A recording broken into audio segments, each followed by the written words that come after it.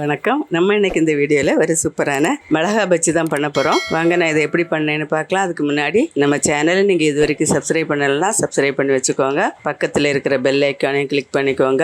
வாங்க வீடியோக்குள்ளே போகலாம். இந்த மிளகாய் பஜ்ஜி பண்ணுறதுக்கு நம்ம முதல்ல மாவு ரெடி பண்ணிக்கலாம். பஜ்ஜி மாவு கடையிலேருந்து பஜ்ஜி மாவுன்னு வாங்காமல் கடலை மாவு எல்லாம் வாங்கி அதில் நம்ம எப்படி பஜ்ஜி மாவை ரெடி பண்ணுறதுன்னு பார்த்து பண்ணணும். அது நம்ம கடையில் வாங்குகிற பஜ்ஜி மாவோட நல்லா இருக்கும், டேஸ்ட்டாக இருக்கும். 1 கப் கடலை மாவு எடுத்திருக்கேன். 1 கப் கடலை மாவுக்கு 1/4 கப்பு பச்சரிசி மாவு அதையும் சேர்த்துக்கலாம். 1 டீஸ்பூன் மிளகாத்தூள், நான் காஷ்மீரி சில்லி பவுடர் எடுத்திருக்கேன், கலராக இருக்கும். கொஞ்சமாக பெருங்காயத்தூள் சேர்த்துக்கலாம், கொஞ்சமாக சீரகத்தூள் சேர்த்துக்கலாம், கொஞ்சமாக சோடாப்பு சேர்த்துக்கலாம், உப்பு சேர்த்துக்கலாம். தேவையான அளவு 1/2 டீஸ்பூன் சேர்க்குறேன். இப்போ நல்லா மிக்ஸ் பண்ணி விட்டுடலாம். இதை இன்னொரு பவுலில் சேர்த்துக்கிறேன். இதில் தேவையான அளவு தண்ணி கொஞ்சம் கொஞ்சமாக சேர்த்து பஜ்ஜி பதத்துக்கு மிக்ஸ் பண்ணிக்கலாம்.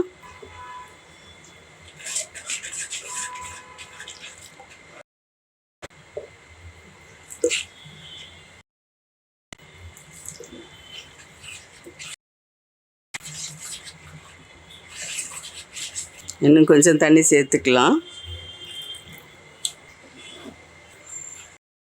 காரத்துக்கு ஒரு 1/2 டீஸ்பூன் மிளகாத்தூள் கூட சேர்க்குறேன். காஷ்மீரி மிளகாத்தூள் தான் ஃபஸ்ட்டில் சேர்த்தோம், அது காரம் இருக்காது, கலராக இருக்கும். 1/2 டீஸ்பூன் சாதாரண வீட்டில் அரைச்ச மிளகாத்தூள் சேர்த்துருக்கேன். பஜ்ஜி மாவு இது அளவு சரியாக இருக்கும். இந்த அளவு மிக்ஸ் பண்ணியிருக்கிறது கரெக்டாக இருக்கும். இது அப்புறம் வச்சிடலாம். பஜ்ஜி மிளகாய் எடுத்து வச்சுருக்கேன். இதை காம்போட தான் நம்ம யூஸ் பண்ணணும். இப்போ இது கட் பண்ணி இதுக்குள்ளே இருக்கிற விதை தேவையில்லைன்னா எடுத்துடலாம். இதில் குழந்தைகள் சாப்பிட்றதா இருந்தால் நம்ம விதையை எடுத்துகிட்டு போடுறதா நல்லது. நம்ம பெரியவங்க சாப்பிட்றோன்னால விதையை எடுக்க வேண்டியதில்லை. இதை நம்ம கட் பண்ணிடலாம். இப்போ நேராக கட் பண்ணி பாதியாக கட் பண்ணிக்கலாம். இது ரொம்ப பெரிய மிளகாவாக இருக்கிறதுனால 2 பாதியாக கூட நம்ம எடுத்துக்கலாம். இப்படியே முழுசாகவும் பொரிச்சிக்கலாம், இல்லைன்னா பாதியாகவும் எடுத்துக்கலாம். இது மாதிரி எல்லாத்தையும் கட் பண்ணிக்கலாம்.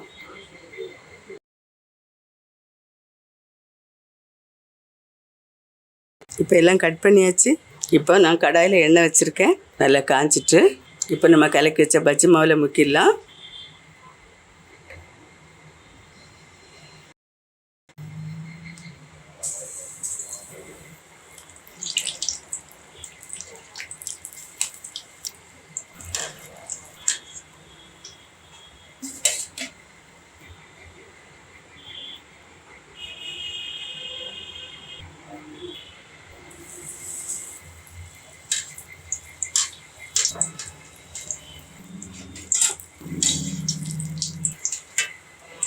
இது மாதிரி எல்லாத்தையும் பொரித்து எடுத்துடலாம்.